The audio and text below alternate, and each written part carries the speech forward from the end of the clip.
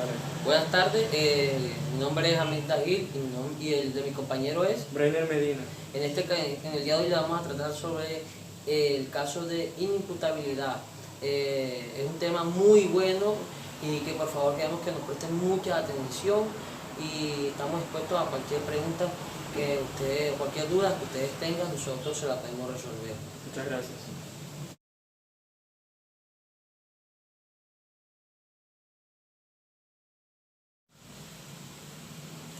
Buenas tardes, mi nombre es Hamid Dahil, estudiante de Sociología del primer semestre. En el día de hoy vengo a presentarle el tema que se llama imputabilidad, inimputabilidad. ¿Qué quiere decir esto? Imputabilidad proviene del siguiente término. En el caso de derecho podemos decir que una persona inimputable es aquella persona que carece algún problema psicológico, psiquiátrico o esquizofrénico en su caso. Podemos decir que una persona imputable es quien al momento de ejecutar el ilícito no está consciente del delito que está cometiendo, ¿ya? Legalmente no tiene la facultad de reconocer o evaluar el daño que está haciendo o el ilícito, en este caso el delito que va a cometer.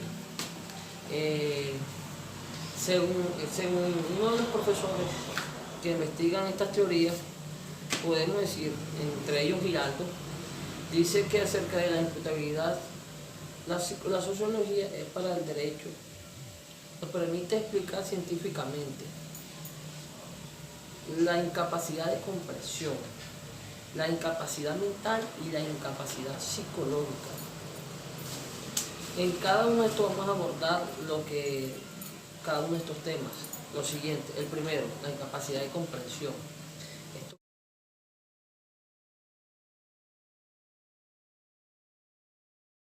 quiere decir que la persona en el momento que realiza el ilícito no estaba apta, no tenía la facultad psicológica para comprender el daño que estaba haciendo. Y determinación.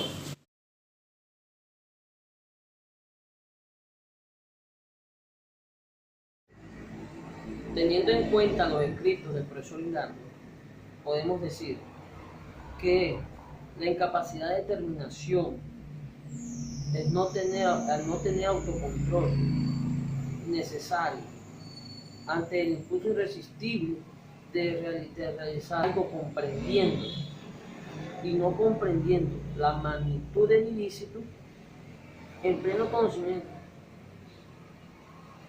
nos lleva a una conducta ilícita, la cual podría ser imputable.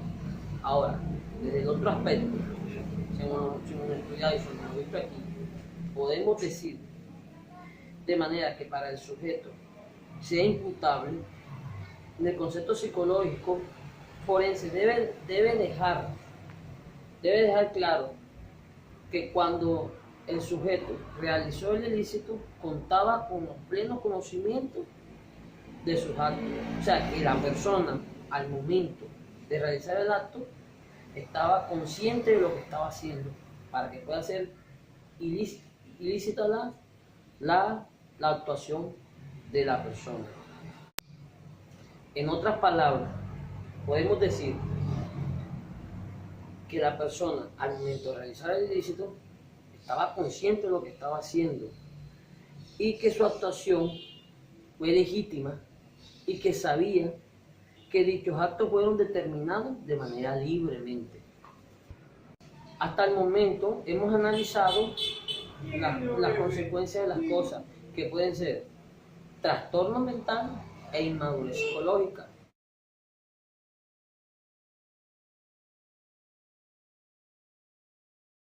Leamos un poco acerca del tema para poderlo comprender. Inmadurez psicológica puede ser sin pleno conocimiento y sin libre capacidad de evolución. El trastorno mental puede ser este caso de psicología jurídica puede ser transitorio sin base de tratamiento, transitorio con base de tratamiento y permanente. Podemos decir, según los estudios científicos, que no hay ninguna persona que sea normal, ya que cualquiera está expuesta a sufrir normalmente cierto tipo de alteraciones de menor, que no tienen importancia, pero que todos estamos expuestos a sufrir cualquier cosa. Con lo anterior, podemos decir que cualquier persona está expuesta a un trastorno mental y que ningún psicólogo, sin unos exámenes minuciosos o especializados, está en capacidad de demostrar el problema que contiene esta persona.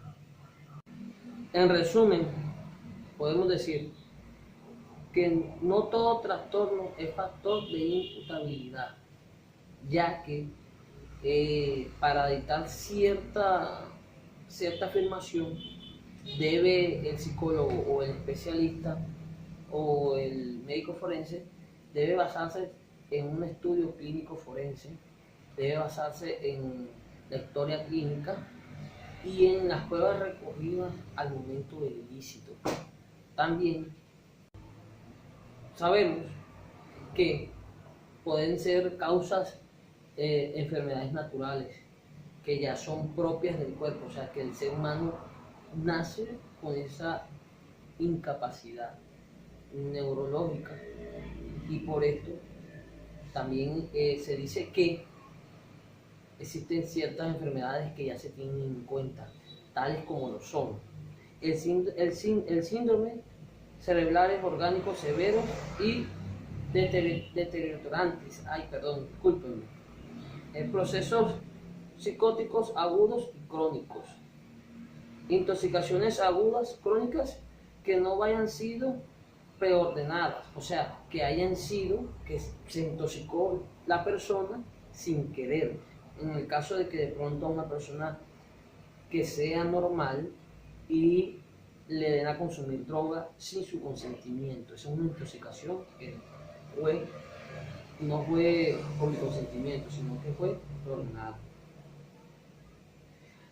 Reacciones inusuales de carácter efectivo y sin procedimiento, por órdenes inesperadas. O sea, ¿qué quiere decir esto?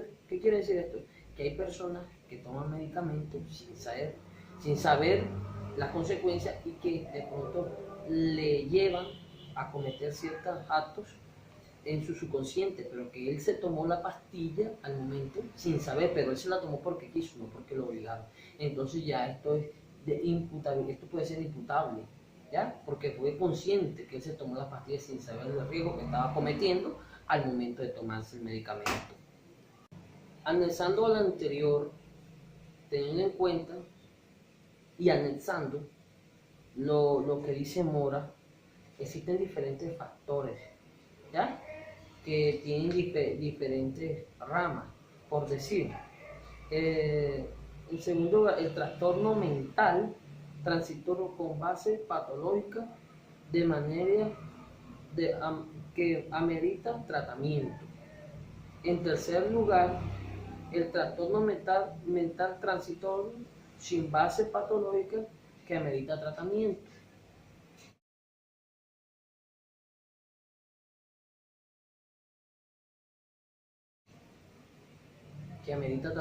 ¿Cierto? Para los primeros, la ley establece un mecanismo de protección mediante una medida de seguridad y una internación en un establecimiento psiquiátrico especial, donde a este se le produce un tratamiento especial que lo conlleva a un tratamiento psicológico que lo ayuda a mejorar su capacidad mental. Y teniendo en cuenta lo vivido o la forma de convivir en esa clínica al momento de que se realizó el tratamiento, se suspenderá la medida condicionalmente como se establezca. Algo muy importante también, teniendo en cuenta para en darlo a conocer con mis compañeros en esta exposición, un tema muy importante y que me ha gustado mucho también, que es la inmadurez psicológica, que se tiene en cuenta también en los menores, teniendo en cuenta el término de madurez psicológica como bastante genérico, incluye aspectos de falta de maduración emocional, intelectual, sexual, social, laboral, entre otros.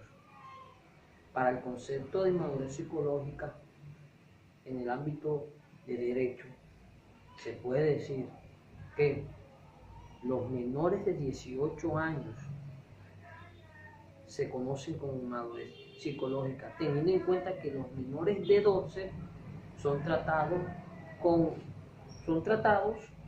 una jurisdicción especial. 2. Teniendo en cuenta, también podemos decir que para los indígenas que no han trascendido de cultura o de civilización, las medidas para ellos son diferentes a las que toman con nosotros, las personas de la sociedad, de la cultura, ¿ya? Porque a ellos se da otro tratamiento diferente al de nosotros. ¿Por qué? Porque por su dispersación de la sociedad no conocen las leyes o no saben el magnitud de los actos que pueden llegar a cometer, porque ellos en su ley son juzgados de otra forma como somos juzgados nosotros. También se puede decir que una de las consecuencias para ellos podría ser como quien dice, el aislamiento, o como quien dice que cuando hacen algo mal hecho, a ellos lo castigan de cierta forma mandándolos a la selva, al monte donde son ellos, y allá se les da un tratamiento diferente. 3. En el caso de los sordomudos, que no tuvieron accesibilidad o que no tuvieron la facilidad de maduración psicológica y que por medio de su idioma no accedieron al conocimiento de las leyes o de los deberes, también tienen un trato diferente al de nosotros o al de las personas que cuentan con todos sus sentidos. A ellos se les trata de otra forma. Muy buenas tardes, mi nombre es Breiner. Vengo, al igual que mi compañero Yamil, como ya lo hemos explicado antes, a hablar sobre la inimputabilidad. ¿Qué podemos comprender como inimputabilidad? Se dice que es el acto o el hecho ilícito de la persona y no tiene la capacidad de comprensión o de madurez mental para poder determinar si sus actos están bien o están mal dentro de una cultura o una sociedad. A estas personas no se le atribuyen cargos, sino más que todo se le atribuyen ayuda psicológica.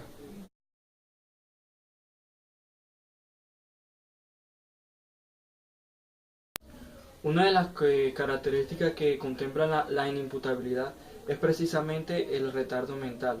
Se dice que el retardo mental se refiere al funcionamiento intelectual significativamente por debajo del promedio, acompañado prácticamente por la déficit de la conducta adaptativa.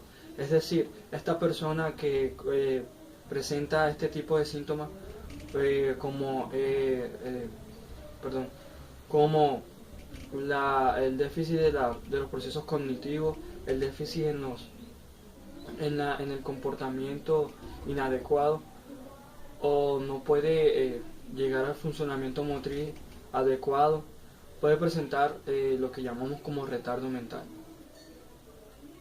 Y este retardo mental lo podemos hacer evidente en el proceso de desarrollo antes de los 18 años. Referenciando a uno de los estudiosos en este campo, en esta cancha, de nombre Yepes, dice: la conducta adaptativa se refiere a la efectividad con la cual el individuo llena las normas de independencia personal y responsabilidad social, esperadas de acuerdo con su edad y grupo cultural. Es decir, si esta persona no contempla ninguna de las características anteriores como el aprendizaje o la conducta o la adaptabilidad en su cultura, en su sociedad, esta persona es posiblemente una persona con retardo mental, una víctima de retardo mental, por decirlo así. Dice también, algunas personas con el CI por debajo del 70 no puede tener trastornos del comportamiento adaptativo y por lo tanto no se presenta en el cuadro de retardo social. Es decir, estas personas, en algunos casos que fingen tener retardo mental, retardo social, y se le hace este tipo de examen y su coeficiente es del 70, esas personas están prácticamente sanas en ese aspecto y no pueden fingir que tienen retardo mental, ya que estos estudios demuestran que no es así, gracias a que su coeficiente supera el 70 o llega al 70%. Bueno, ya cuando la persona mayor a los 18 años y llega a presentar características engañosamente asociadas al retardo mental, no precisamente porque lo esté sufriendo, sino que ya debería más bien hacerse análisis y concluir que prácticamente están sufriendo problemas neuropsicológicos. Y ya en los preescolares o en los niños solamente se diagnostican los cuadros severos o profundos que constituyen la minoría de todos los retardos mentales, ya que los leves son el 80% de todos los retardos mentales. Ya lo que se refiere a retardos mentales sobre género, es 2 veces más frecuente en hombres que en mujeres. También los retardos mentales leves se hacen más clarividentes o más notables en los hombres gracias a la gran demanda de actividades socioculturales a las que son sometidos en dichas culturas y sociedades. A nivel socioeconómico, se dice que los retardos mentales leves son 15% más probables en los estratos bajos, clases bajas. Y los retardos mentales profundos o moderados no tienen una diferencia marcada entre estos dos estratos. Ahora, de acuerdo al criterio bioquímico, podemos encontrar retardos mentales gracias a factores hereditarios. Se dice que se deben a trastornos congénitos del metabolismo, dentro de las cuales pueden citarse la fenicotenuria, la galactosemia, la enfermedad de Tay-Sachs y el síndrome de Hurler. Aunque la incidencia de esto es muy alta, la severidad tiende a ser marcada. Hay otras condiciones en las cuales existen anomalías en el gen único, pero cuyo defecto químico específico no es conocido. Ejemplo de esta categoría son los neurofibromatosis y la esclerosis tuberosa. En ellos el grado de retardo es variable. Aunque la mayoría de los trastornos cromosomáticos de caracteres esporádicos, algunos son hereditarios. El síndrome de Down, por traslocación, el 40% del total de esta condición es un ejemplo claro de trastornos cromosomáticos hereditarios. El síndrome del cromosoma X frágil, portador y transmisor por las mujeres afectadas a los hombres que presentan el retardo mental por traslocación hereditaria. Es decir, que los problemas de retardo mental son posiblemente ocasionados gracias a problemas hereditarios cromosomáticos, como claramente vimos en los ejemplos del síndrome de Down o el cromosoma X frágil. Podemos encontrar problemas de retardo mental en el proceso de desarrollo o la transición de desarrollo del feto en el vientre de la madre, como problemas del embarazo. De esto el ejemplo más importante es la malnutrición fetal, que generalmente se debe a la insuficiencia placentaria o alteraciones de la circulación fetal, desnutrición de la madre y diabetes, entre otros. También encontramos las dificultades parentales. Entre estas las más importantes son la prematuridad y los niños de bajo peso por la edad gestacional. En el prematuro promedio predomina el riesgo cuando el feto es muy pequeño, por encima de 1500 gramos. El riesgo es relevantemente menor, por debajo de 70 gramos es muy alto. Enfermedades adquiridas en la niñez. Son de especial importancia las infecciones del sistema nervioso central, tales como la encefalitis y la meningitis, además de los traumas cráneoencefálicos. Es decir, que los problemas de retardo mental pueden darse mediante a problemas hereditarios o problemas de mal cuidado en el momento del parto o de transición del desarrollo del niño o feto en la barriga de la madre. 4 características importantes al momento de identificar un retardo mental son estas. Primero, retardo sociocultural y biológico. Segundo, desequilibrio emocional. Tercero, inadecuada formación moral. Cuarto, trastornos mentales. Estas características pueden variar de acuerdo al nivel de trastorno mental que presenta la persona. Los niveles pueden ser leves, severos, profundos, moderados. Dentro de los niveles de retardo mental podemos encontrar el retardo mental leve. Su serie es del 50 al 70. Este retardo corresponde a la categoría tradicionalmente llamada educables. Constituye el 80% de los retardos mentales, en la cual el preescolar de 0 a 5 años puede desarrollar aptitudes sociales de comunicación. Existe un retardo mínimo sensorimotor. A menudo se distingue del sujeto normal hasta ser mayor. El siguiente retardo sería el retardo mental moderado.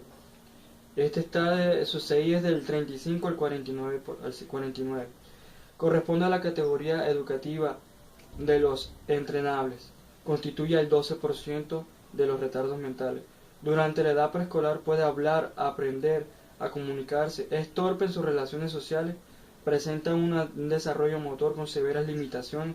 Se beneficia del tratamiento por su autoprotección asistidos, con supervisión moderada por personal que previene a recibir entrenamiento por psicólogos especializados. El siguiente retardo sería el retardo mental severo.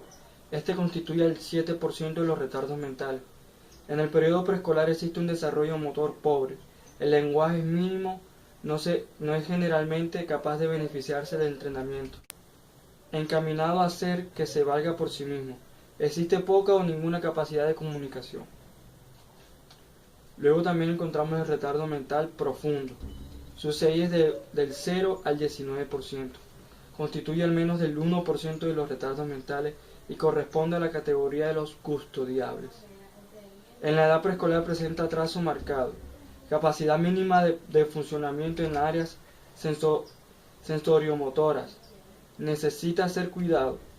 En la edad escolar existe algún desarrollo motor. Concluir que de acuerdo a los niveles de retardo mental, el individuo puede ser adoptable a la sociedad y en otros casos pues simplemente custodiables, ya que según el nivel de retardo mental, esta persona puede llegar a comprender y llegar a tener la capacidad para responder por sí mismo.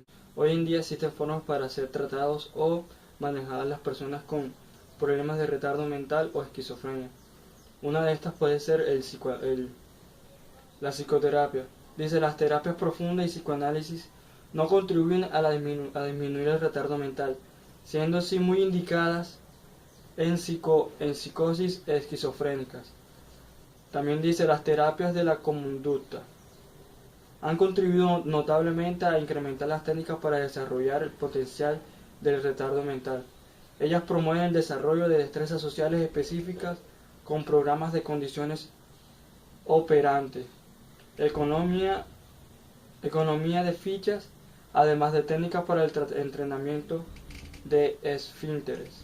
También podemos encontrar la terapia de la conducta. Dice que han contribuido notablemente al incrementar las técnicas para el desarrollo del potencial del retardo mental. Ellas promueven el desarrollo de destrezas sociales específicas con programas de condicionamiento operante, economía de fichas, además de técnicas para el entrenamiento de esfínteres. Se ha encargado también de crear programas de educación especial. Por ejemplo, tenemos el bienestar familiar. Dice, educación especial. La gran mayoría de los retardos mentales no pueden rendir académicamente en las escuelas normales. Por lo tanto, ellos requieren clases especiales en las instituciones normales o instituciones especiales en las cuales las personas en las cuales el personal entrenado pueda atender las necesidades específicas de estas personas. También encontramos la institucionalización.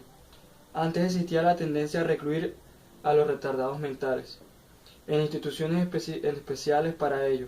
Afortunadamente, esta tendencia ha cambiado y ahora la mayoría de los pacientes viven con sus familias especiales.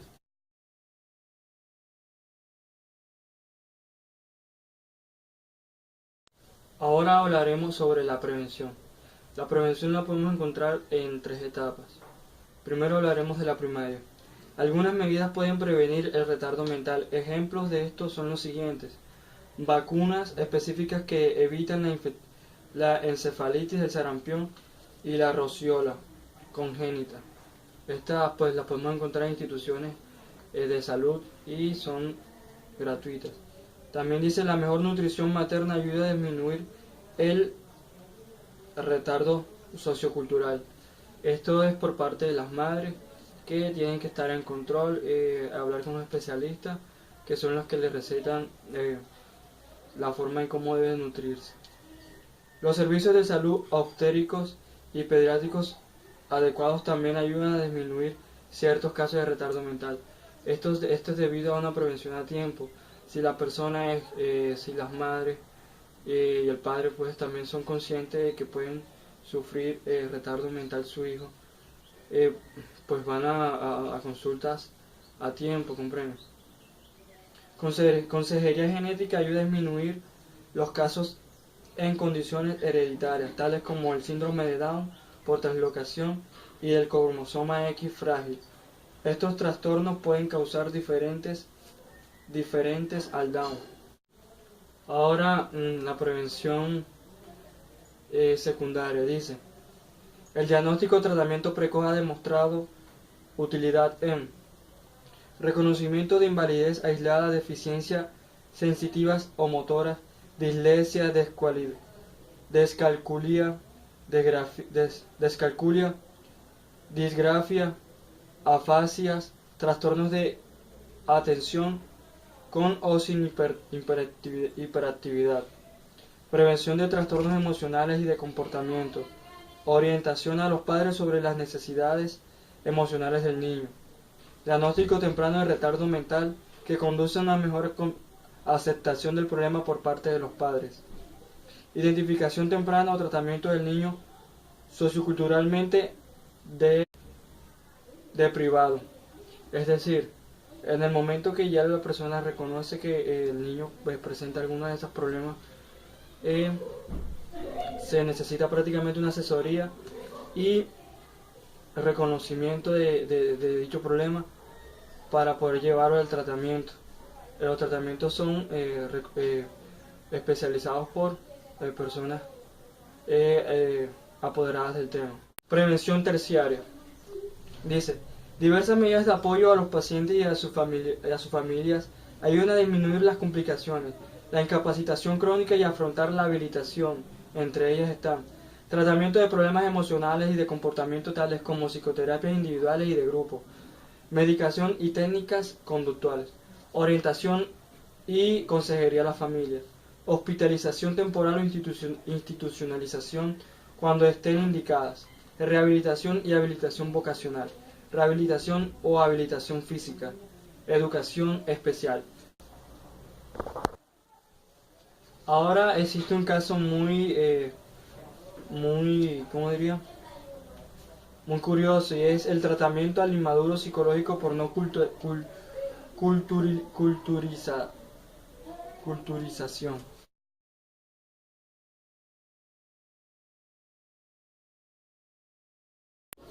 Por último hablaremos de la psicología en aplicaciones a otros intereses penales. Dice: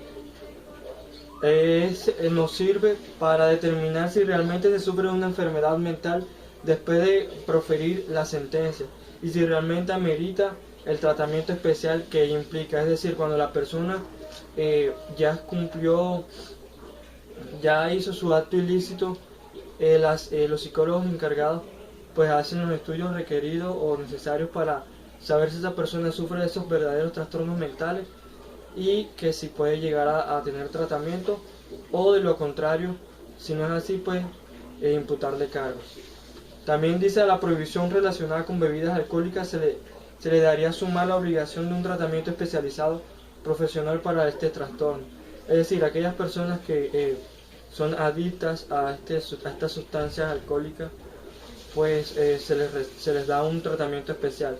Ya esto, de acuerdo si el psicólogo encargado amerita que si es necesario o no. También dice: demostrando la inmadurez psicológica o trastorno mental permanente o transitorio de aquella persona que en un momento específico puede llegar a ser víctima o victimario con conductas específicas de competencia penal. Es decir, como anteriormente se había dicho, para verificar si esa persona incurrió a actos penales ilícitos de una manera no cuerda con la sociedad, no cuerda en el ámbito psicológico, que no está bien de la cabeza. En los requisitos para la condena de ejecución condicional, al analizar la persona del individuo, ha de tenerse en cuenta si es introvertido, extrovertido, si tiene trastornos de personalidad y si su personalidad es marcadamente psicópata. También sirve la psicología o la psiquiatría forense, sirven para, en el caso de lesiones personales con perturbación psíquica en el agresor o víctima, para deducir si la persona sufrirá estos trastornos. Diseñar, monitorear e implementar el tratamiento impuesto a las contraventores de la ley, portadores de dosis personales de drogas de causa en dependencia, es decir, para realizar planes de monitoreo y implementar el tratamiento, o sea, un tratamiento que le pueda servir a la persona, además de la imputación de cargos, el tratamiento para poder solucionar su problema con las drogas, que también son en causas de trastornos mentales. Podemos decir que la inimputabilidad es un término asociado básicamente a lo que es el aspecto penal y psicológico de la sociedad. Decimos que la psicología y la psiquiatría forense están muy involucradas en estos casos, puesto que son casos de procesos mentales, procesos en el que la persona puede tener inadaptabilidad a la sociedad, a su cultura y a sus ámbitos sociales y penales. Y se le hace difícil a la persona poder entrar y ser una persona más socialmente.